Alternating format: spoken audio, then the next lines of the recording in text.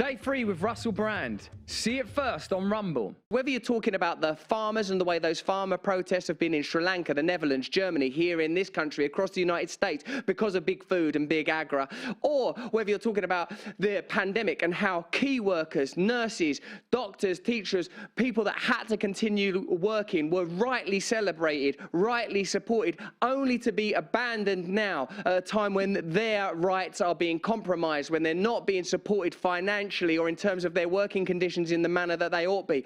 Earlier this week, we had Christian Smalls, one of the new emergent leaders of the big tech union movement that we're very excited about because it's truly populist, truly diverse and unifying.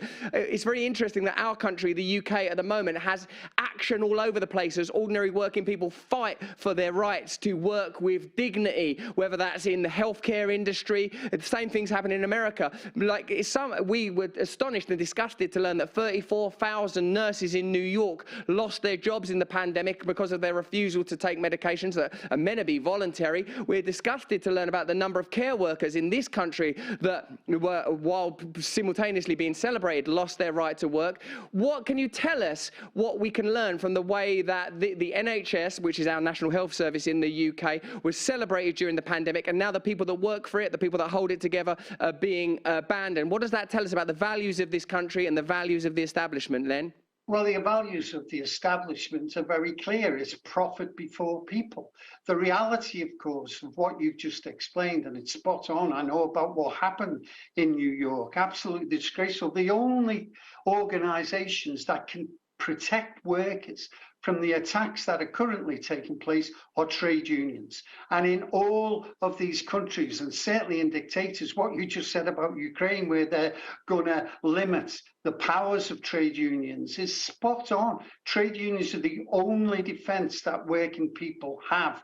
And in Britain at the moment, today, 500,000 workers have walked out on strike because they've said enough is enough. I've been involved in strikes for the last 50 years, hundreds of them. I've never yet met a worker who likes going out on strike. I have very close connections with our trade unions in America, and the same applies there. No one wants to go out on strike. They only go out on strike when they sense an injustice against them and they don't have anything else they can do but try to protect their living standards. And I'll make this quick point, and it applies in America as well as the UK. Whenever there's a war, billions of pounds are found like that in order to promote the war, and as you say, the aftermath of the war, where the global elite make huge amounts of money.